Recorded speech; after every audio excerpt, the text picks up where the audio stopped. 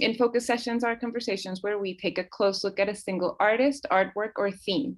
My name is Anna Burckhardt. I work in the Department of Architecture and Design at the Museum of Modern Art, and I'm also an instructor for our course, Fashion as Design.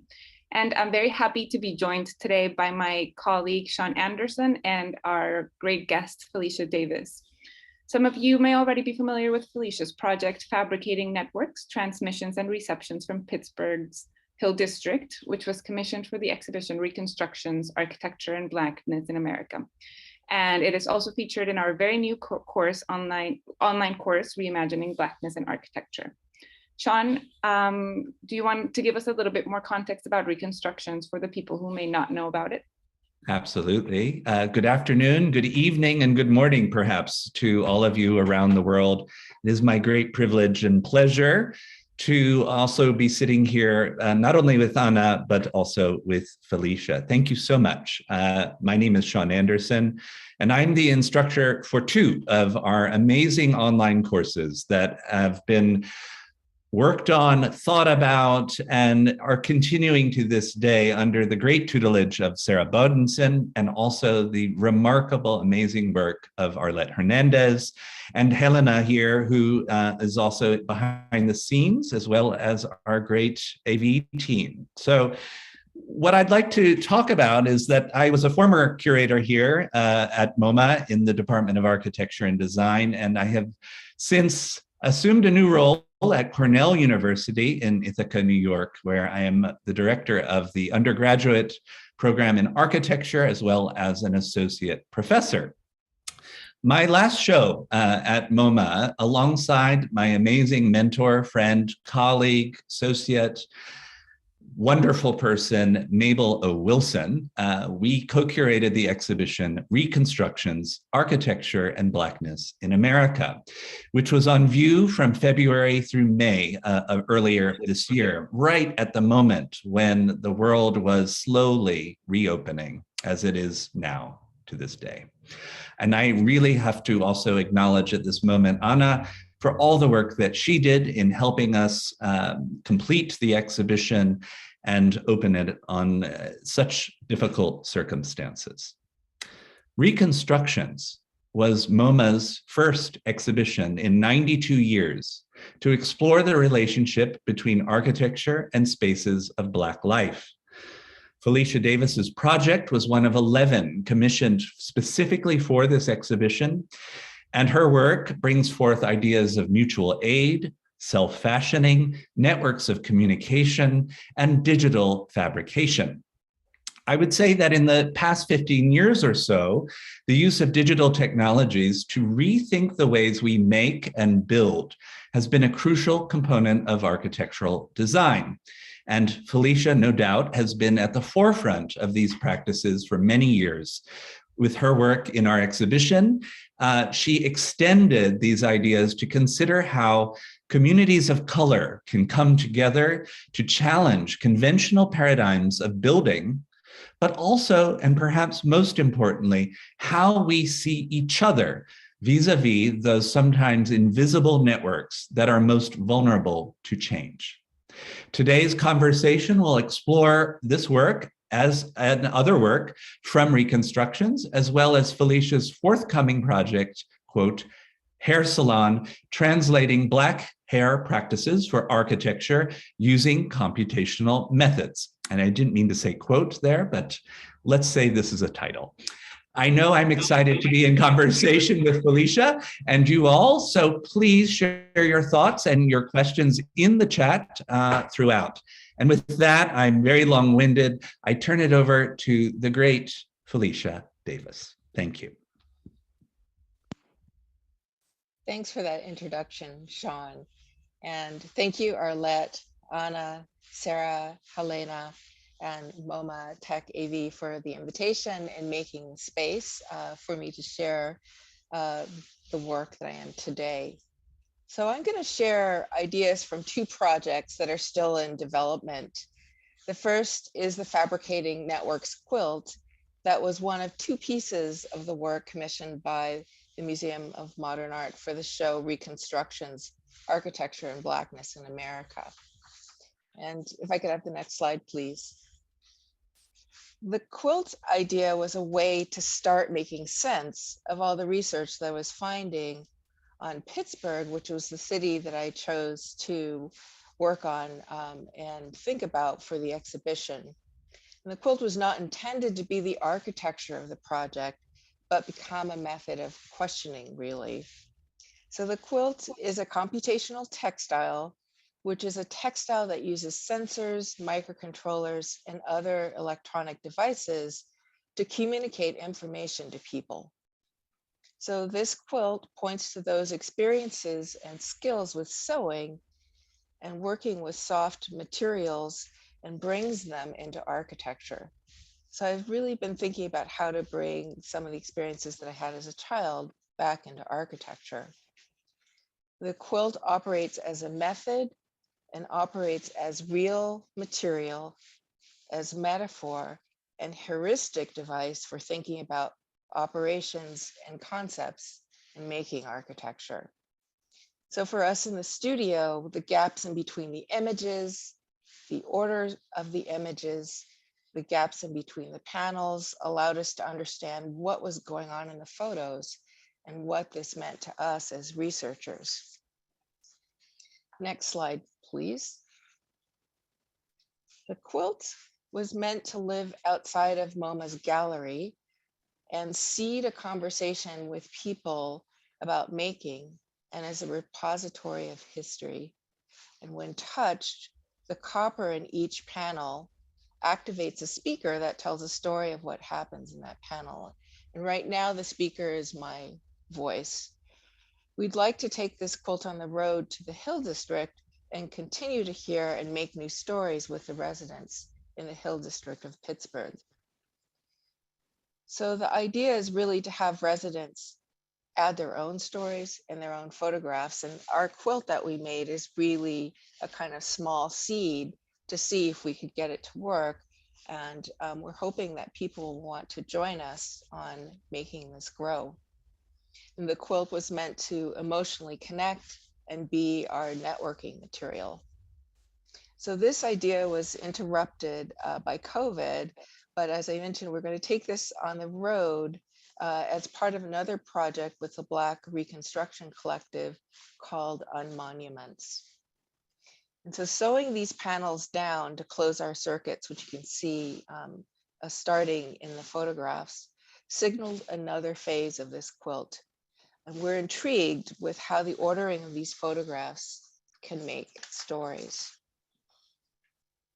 Next slide, please.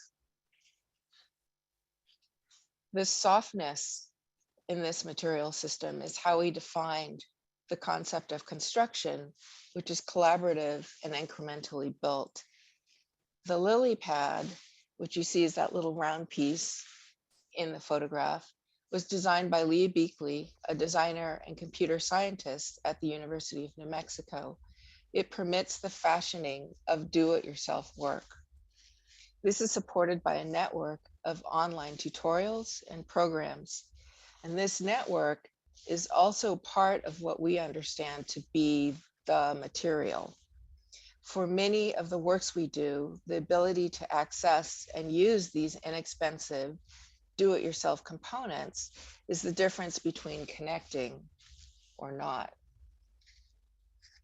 Next slide, please. This panel of the quilt shows a scene that speaks to how I set up my lab at Penn State University, which is called Soft Lab at PSU. And the lab is a way of foregrounding the making experiences that many of us had as kids and still have working with soft materials. These materials call for another way of fabrication and thinking about architecture that connects both to the scale of the body and to the scale of building.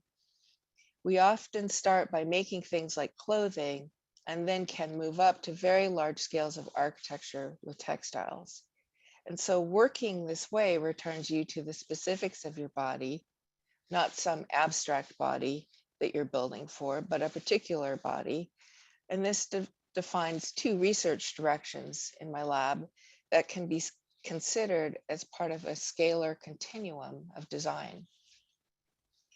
The first direction is more architecturally traditional, where we look at using textiles for sheltering. These are projects like tents, shade structures, etc.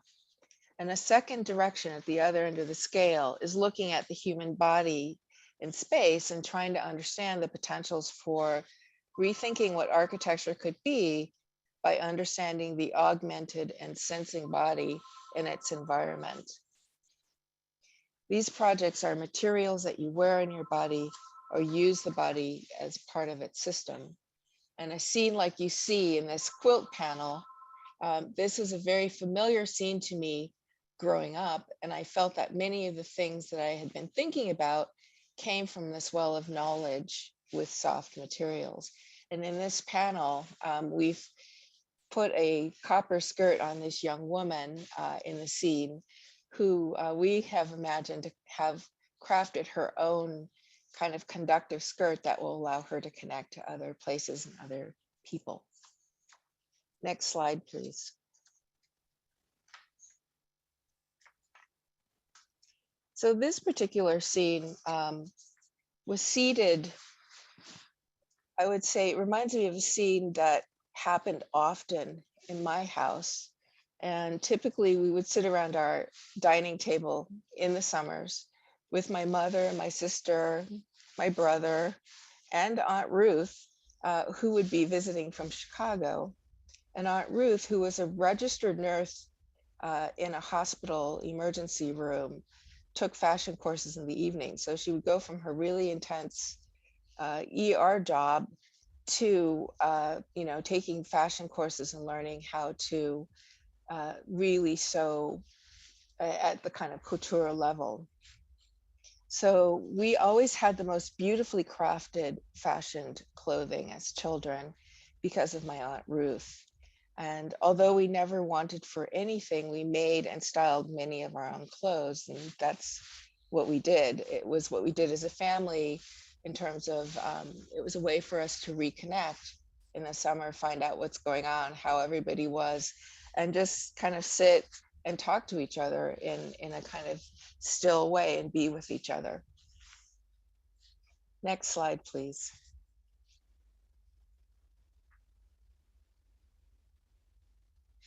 Next slide, please.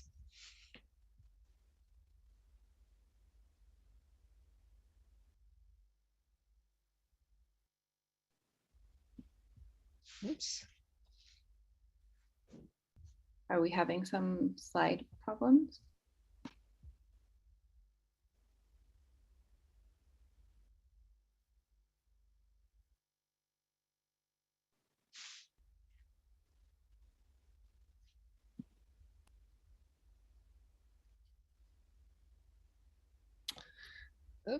Felecia, while we're waiting for the slide to advance, I'll make a mention to those of you who have joined us since the beginning.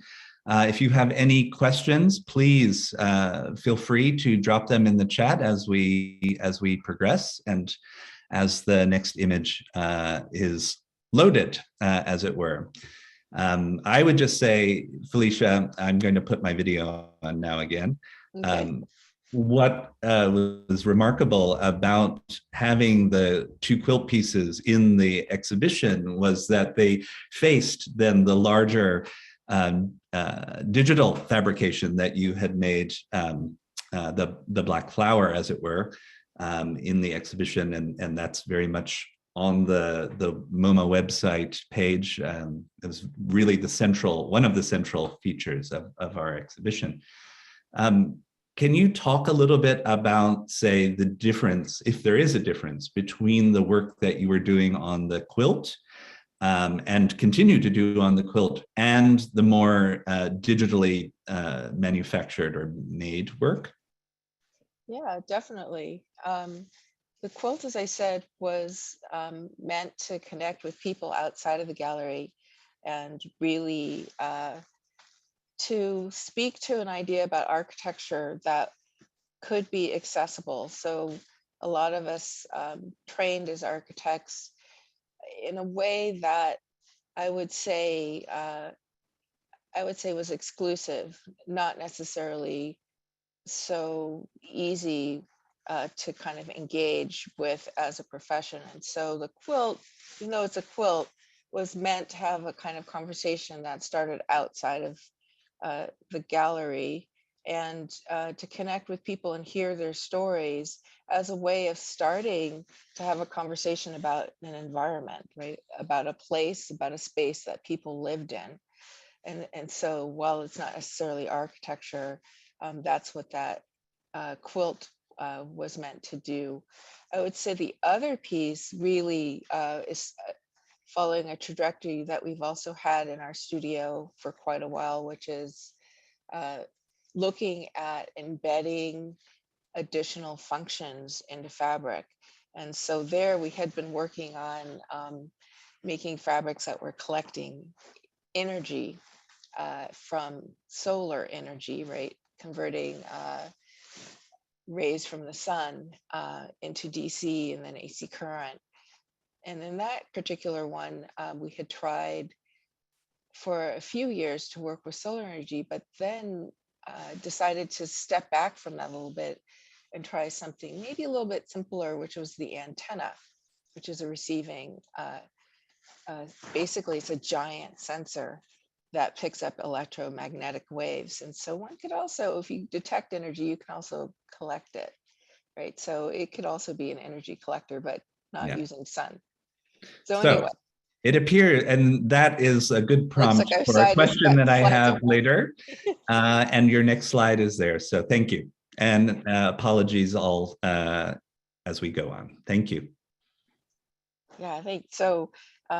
We were in my house in the summer, sewing with my aunt in Chicago on a slide.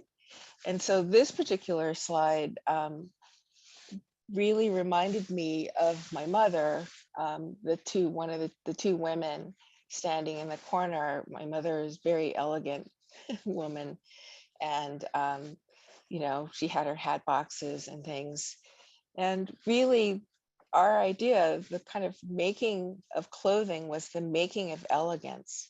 It was how you carried yourself, and what you wore was a way to transport you somewhere else, to fight back and to take on other identities, to understand the world in a different way, and most importantly, to dream.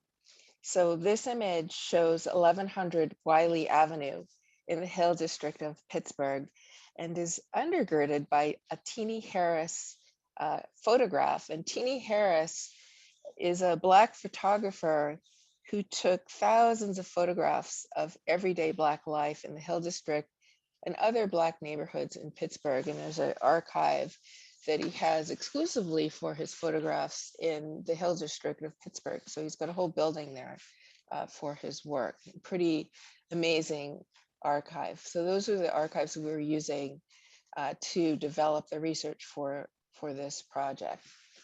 But this one really grabbed me because I saw my family there, I saw my mother there, and the kind of elegance that she projected no matter where she was. So next slide, please.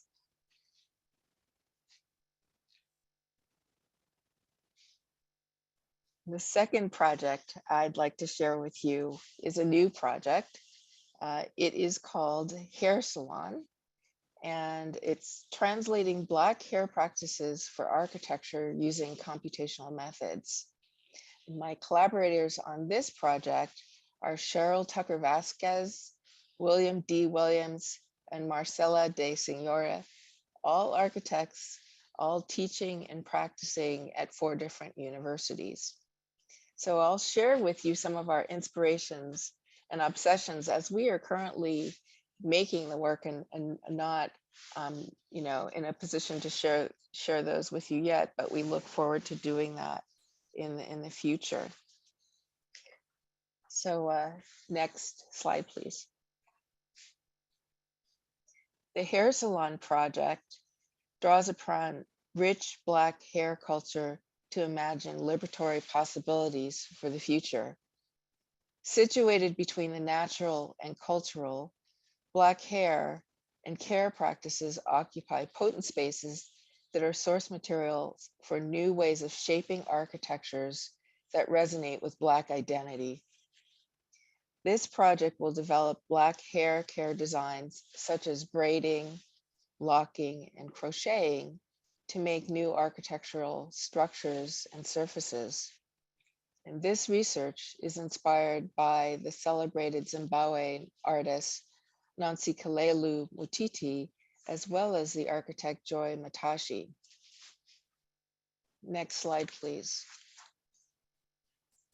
So what we want to do with the hair salon project is really, one, expand a conversation about Blackness and technological tools in architecture. And two, try to answer how computational tools can translate African-American or Black hair care techniques into descriptive algorithms that can be applied to the creation of new architectural material embedded in cultural practice and meaning. And three, demonstrate how these novel materials can be used in the shaping of architectural space. And lastly, expand the discussion of Blackness as an intellectual and aesthetic force in architecture. And what you're looking at here are some marvelous photographs of Ojikere's work. Ojikere was a hair artist that lived in between 1930 and 2014. And we'll see some of his work in the next slide. Next slide, please.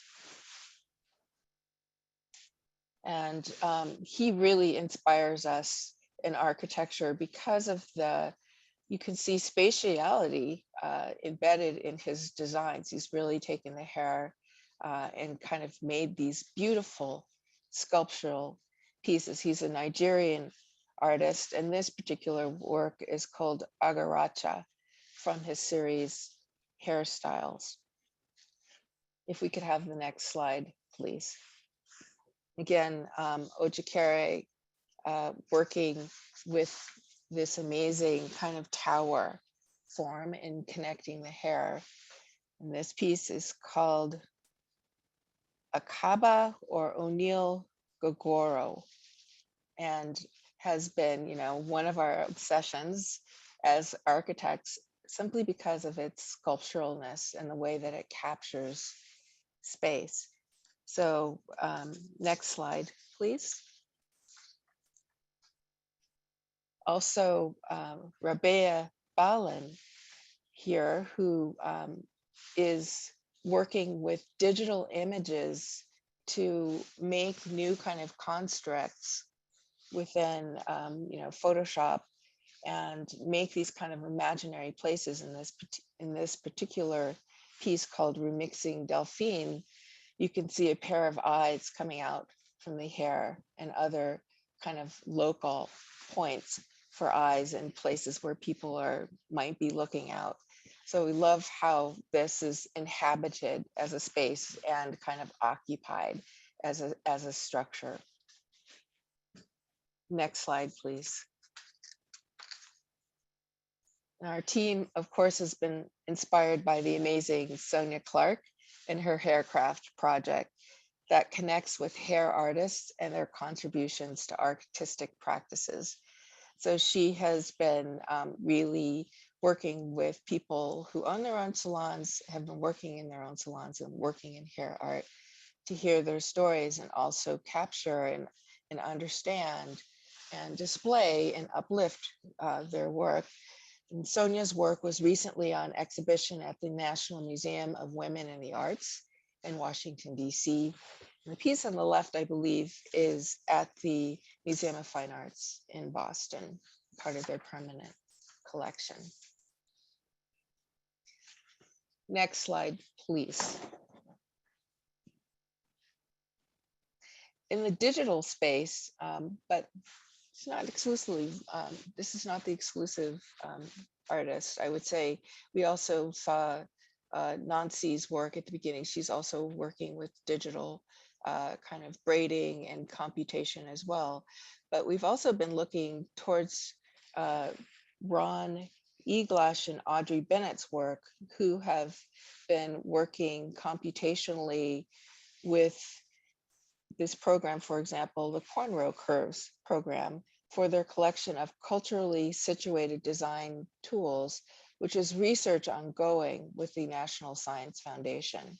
The National Science Foundation, as some of you may know, has been really trying to connect with more areas of our population so that we can bring to science all a kind of broader perspective of problems and solutions and conversations to solve problems, right? To make new inventions. So they have been heavily invested in this research with the NSF, and the NSF is heavily invested in Ron Eglash and Audrey Bennett's work. I would add that our contribution will be here as well as in a different space. And what we want to do is emphasize the salon in the hair salon and make a space of conversation and discussion. So we'll hope some of you will join us as we set this up. There will be an invitation and call to join. We'll try to get that out in our networks so that we can hear a really broad ranging conversation. If I could have the next slide. Another amazing resource for us has been Black Hairstyles or blackhairsyllabus.com, which is the work of Dr. Kimberly Moffitt and her doctoral student, Tunisia Lumpkin. So that's another amazing place that has seriously looked at the kind of science of Black hair care, the kind of poetry of it, in its artistic kind of content, its social content, its legal content. They've got referenced on that site some amazing articles about pushing back on laws that prohibit people, for example, wearing natural Black hairstyles to work. So incredible work being done there.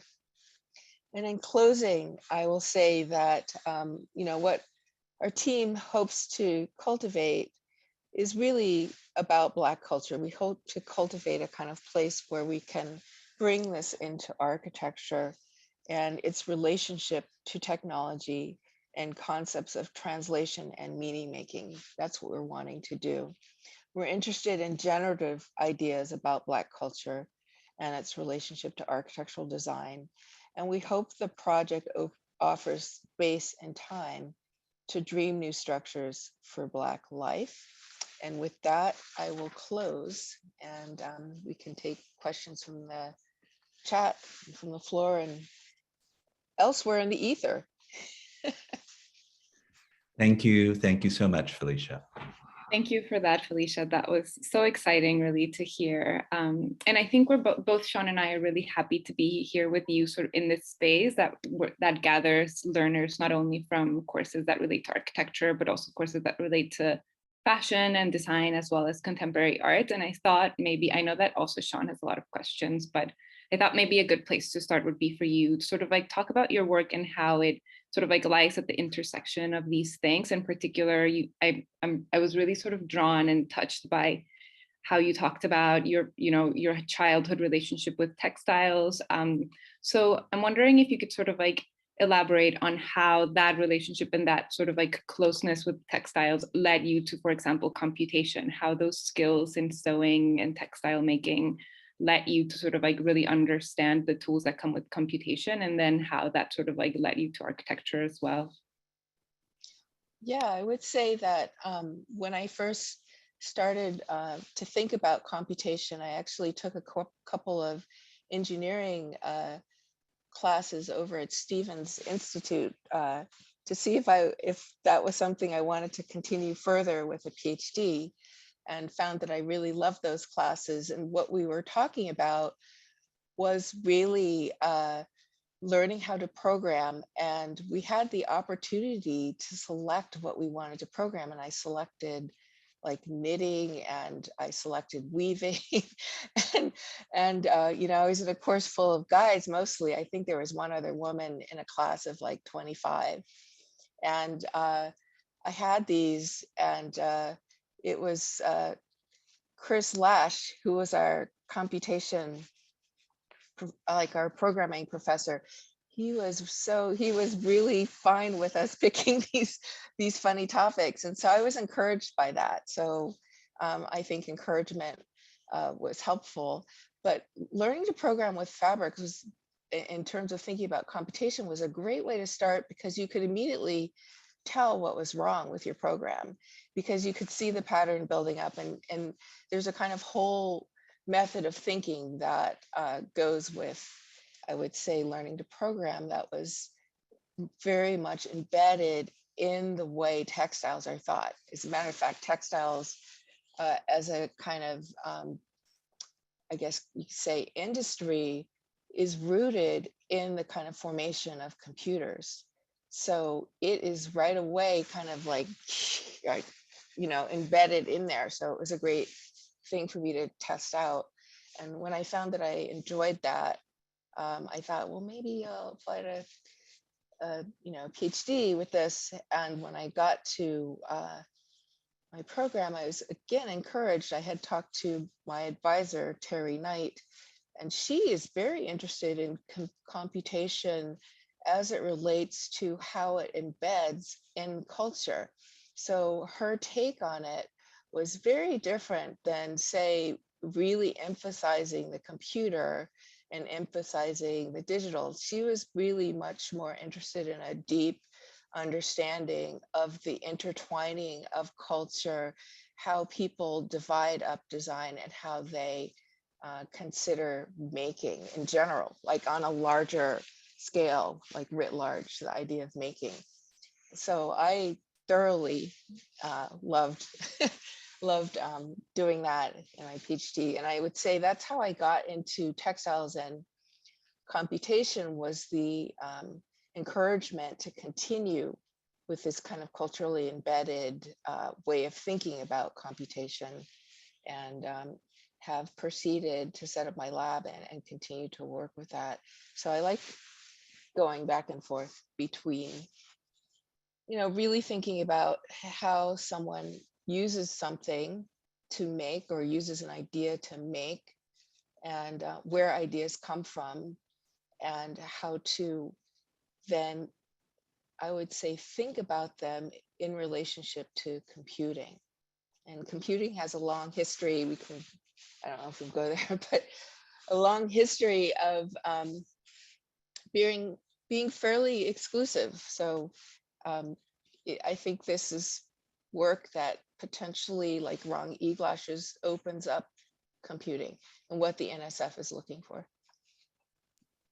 Thank you so much for that. And I love that. It's really using sort of like, and as you have mentioned about your work and also the Black Reconstructions Collective work, using these sort of like, I would say alternative, although that's not really the correct term, to rethink what architecture can be. I want to highlight something that one of our learners, Doris, is saying. She says, "Now you remind me that clothing is like a portable building that I wear around my body," which is really beautiful and so right. What you're doing is really changing the way in which we think of architecture.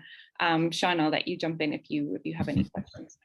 No, it was super, Felecia, and I enjoyed it immensely. And you reading these comments coming in are very much appreciative from my perspective. And what I've always thought about your work was so remarkable is it is a fusion of cultural perception and cultural identities, and the foundation of cultural identity embedded within larger systems of technology, computation, and so forth. And I know nothing about computation, I have to say, but I was in the last kind of realm of architecture school that we weren't allowed to use computers. So in a way, what I come to your work from is a more personal perspective around textiles, about how textiles tell stories, which you have so beautifully articulated, and that textiles in and of themselves, they may not look like architecture, but are very much a part of architecture and should be considered as such. So I would love to just hear more thoughts around ideas of connectivity, that connectivity in your first work that you did for our exhibition and that will continue with the quilt as telling stories. Much of the BRC, the Black Reconstruction Collective, described ideas around the griot, the holder of stories, the sharer of stories. Do you feel that the work in computation and Black hair practices are telling similar stories? Are they extending stories? Or do you feel like that the stories that might be shared around those structures and forms might reveal something else for you and for your work and your lab's work as well? And if I may just add to that, because I think it would be interesting to include it, how this idea of softness in your work sort of comes into play, like how you define softness when it comes to materials and how that has to do with both textiles and hair. Yeah, I think great question, Sean. I would say I think the stories that we will hear, we haven't had a salon yet, so to speak, where we hear back from people or are in conversation with people yet. But I think it will be different than what we expected. Things usually are. We might have one idea of them, and we've seen other artists working, but I do think that once you start to ask questions about computation and technology in a kind of broader audience, I think we'll hear stories that we haven't heard before. So I think those will be new, and I look forward to hearing about those. And in terms of this idea of softness and the development of softness, I've been thinking about softness not so much as literal softness, but really accessibility and a kind of porosity that allows for many people to engage. And so the softness I mentioned in the kind of slides that we were talking about with Leah Beakley's work, she introduced me to that work, and it totally works. It totally operates through do-it-yourself online people contributing their time and knowledge for free to these kind of larger platforms. So you can go in there and learn how to, that's how we learn how to get voices on a speaker, right? From a touch sensor. That's how we learned how to do the touch sensor, was these online places. And so really, when I talk about softness, I'm talking about these networks of information that people have made available to those who might not necessarily stumble across them because it's just not in their community, right? And so now that can permeate in other places, and there can be a conversation. Usually these platforms aren't one way where there's just dissemination of information out. It's also information coming back in, right? And then transforming. So I think that those, if we talk, looping back to Sean's idea of these stories, that there's this kind of feedback loop when you have a conversation, and I guess conversation is the critical word, where you put something out there and people respond back in a context, and there's a kind of, yeah, this is happening over here, and then you put something out and then you get a response, and so it goes back and forth and back and forth, and those are the types of things that I mean when I talk about softness. Like, things can change over time through the shape of a conversation, which is an important form of learning, right? It's not necessarily information kind of always going out to somebody. You want to hear back for someone. So that's what I mean by softness. I love that. Thank you. Yeah. The softness. Sorry, Anna. I'm just thinking while you were describing that, Felecia, I love this idea of softness as a way of reciprocity, right? That through softness, it's not individualized, but it is a collective acknowledgement, but also very much it's interdependence, right? Softness. Exactly. Just like textile. So in order to create a textile, you have to have the fibers that are woven in order to create the softness, as is any kind of community relationship, any architectural structure, and so forth. Really fantastic. Yeah. Anna, so it's a rethinking of sort of this of structures, but not just physical structures, but also kind of interpersonal and social and political, which is really wonderful. So we have a lot of really great questions, and I want to make sure that we really have the time to answer as many as we can. So if you both agree, I think I'm going to start sort of bringing in some of our learners' questions. And you mentioned just now, Felecia, sort of like this idea of different temporalities and understanding that within your sort of like idea of softness. And Ned asks, does the past influence your work involving black hairstyles in the 19th and 20th centuries, limitations imposed on enslaved individuals, subculture styles in the diaspora, etc.? Yes, I always think that when you deal with black hair, you're always talking about the past, because you're immediately, and this is something I think was, I would say, embedded into the Reconstructions exhibition, that you might be talking about the future, but that's always connected to something that's in the past. And the reason why is because of the shape of culture, in particular in the United States, which has not been accepting of black hair, like texture, literally the texture of your hair.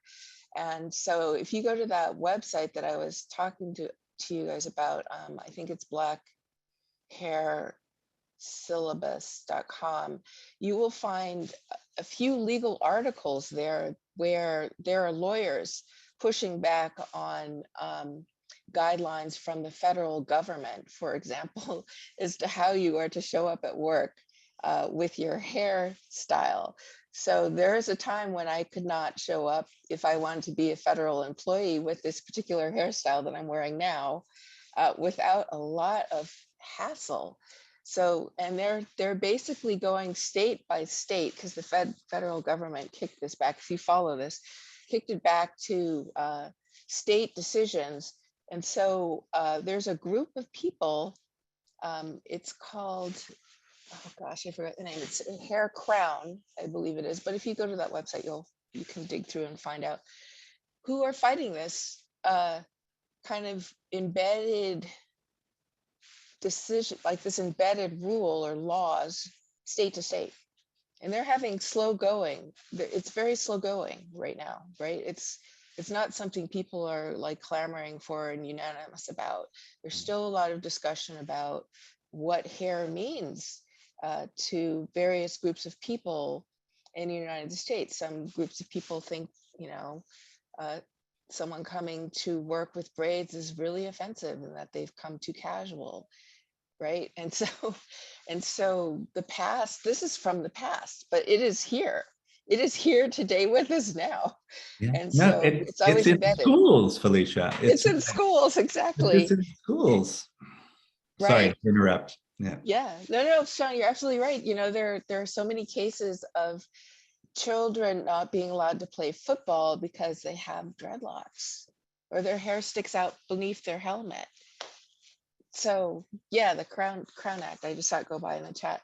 So this is now, even though this is, I would say, something from the past that to me, I'm going to speak frankly, is absolutely crazy. Why would you tell someone to hide who they are and how their natural hair grows? Why would one try to legislate that as a law? So these things need to be changed, because we are all looking at our relationship with nature now, and seeing that many things that we have done as humans, as a species, is not going to work for this planet, including, and the hair care, I think, links right into that, right? So, you know, using harsh chemicals on your hair to straighten it, and ironing it, all these things, right? It's really, it's a huge business for Black hair, but I think all of us are going to be making a shift probably more abruptly than we thought, because of what's happening with our planet. Really, they're all interconnected. So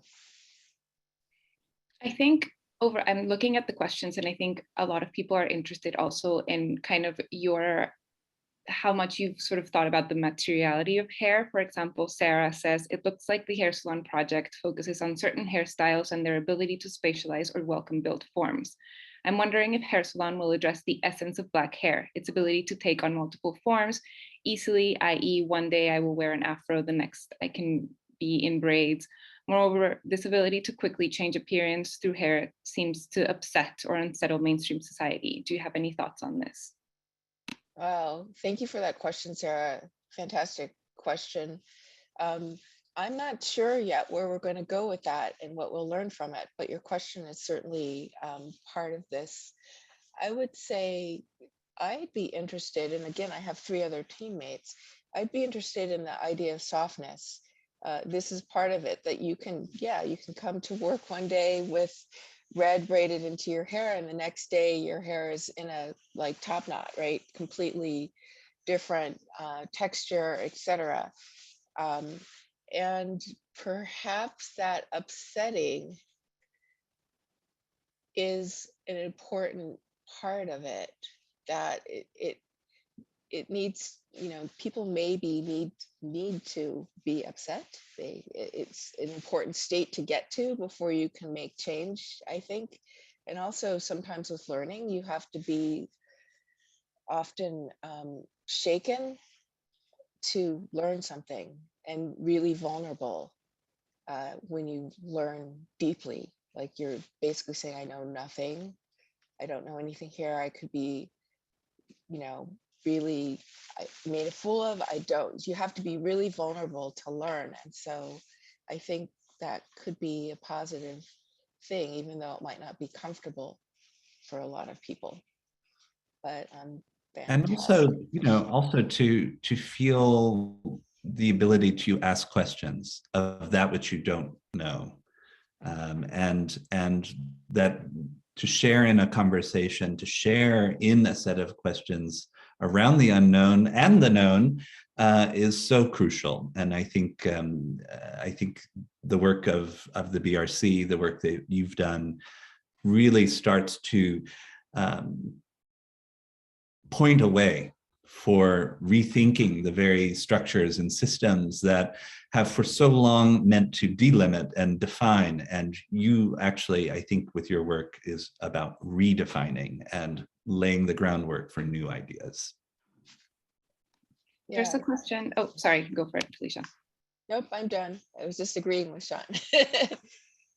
There's one that I think kind of follows into what you were both saying, and I think you should both, I'd be interested to hear both of your thoughts. But Nadia asked, how do you start the conversation about bringing your art to a space that has never had Black hair art before? What is the one thing that kept you going with working with hair? I would say we're just starting that. So I'm not sure what's going to happen. There may be some places that are going to go, take that out of here, or, you know, we don't want to deal with it.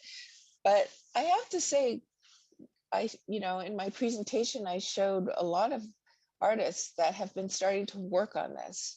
Maybe not always from the architectural perspective or the technological perspective, but there are other artists who have paved the way and already started to have a conversation about this. So it's not like we're landing out of the blue from Mars. I think, you know, you've seen David Hammond's work with, you know, his hair.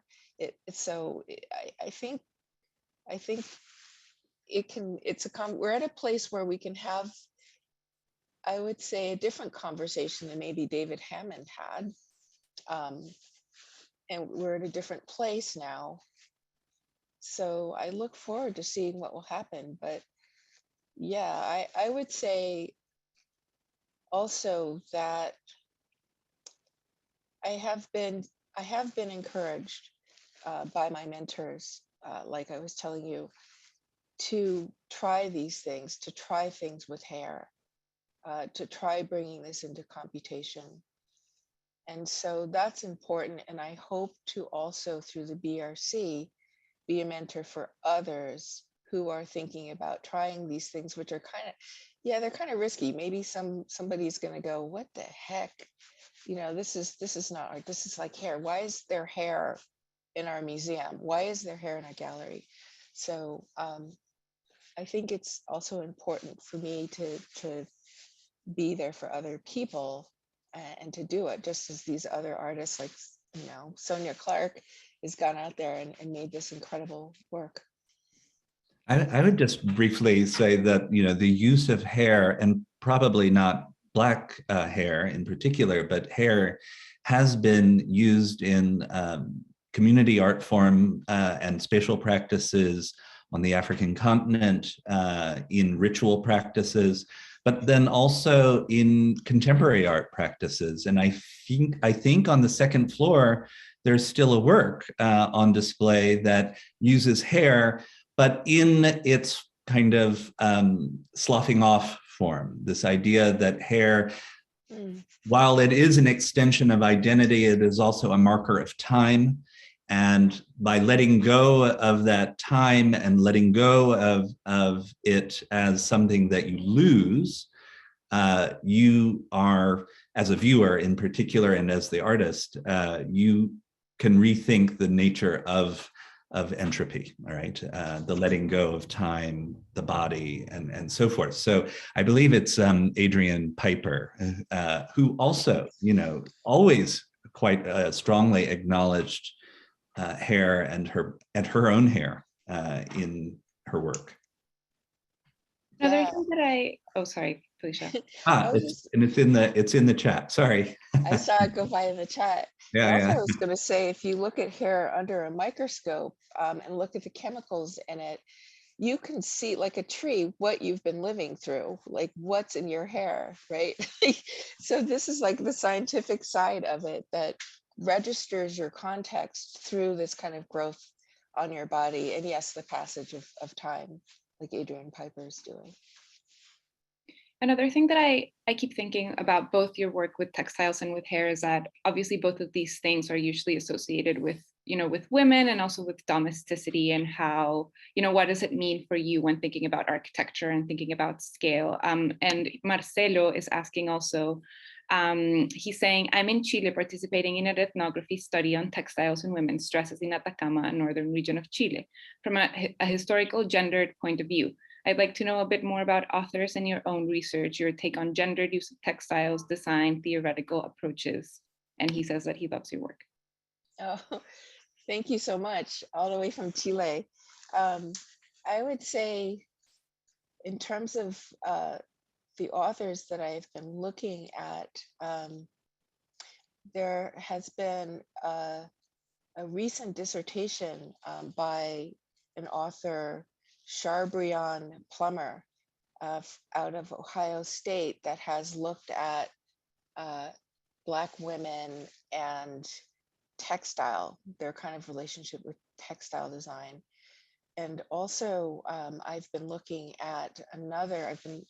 overseas as well.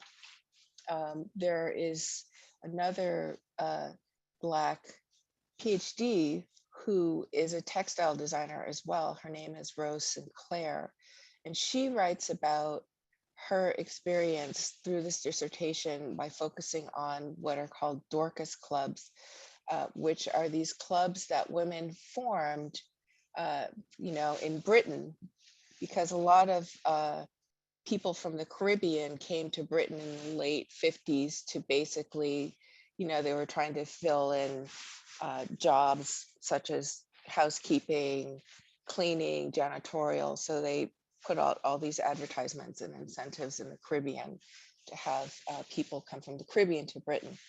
But when people got to Britain, they were kind of like, whoa, this is really different from what we expected. And so they came together and made these incredible networks called Dorcas Clubs. So Rose Sinclair writes about that, these ideas of networks, as does Charbrion. But Charbrion writes about it from the point of Black feminist theory, which is really interesting to me. And I would say that I've learned a lot from her dissertation. She completed it in 2020. And really using Black feminist theory and being very specific about looking at Black women and their relationship to textiles, to talk about a kind of, I guess you could say, a way of crafting, a way of thinking about crafting, a way of forming their identities in a space that hadn't been really included or really seen very much. She's been looking at craft, but we also, there's the whole craft art thing. So a lot of Black women's art got classed as craft and they weren't included. So that she talks about that as well. But yeah, we could talk a lot longer, but this is a huge topic. But I just wanted to tell you about two recent authors that I've come across that I found really helpful in terms of their references and what they have contributed to your question. Thank you so much. I really hate to do this because also all the questions are really good, but we are kind of running out of time. And so I'm wondering if either Sean or obviously you, Felecia, have any sort of like final things that we haven't touched upon that you want to make sure that are addressed.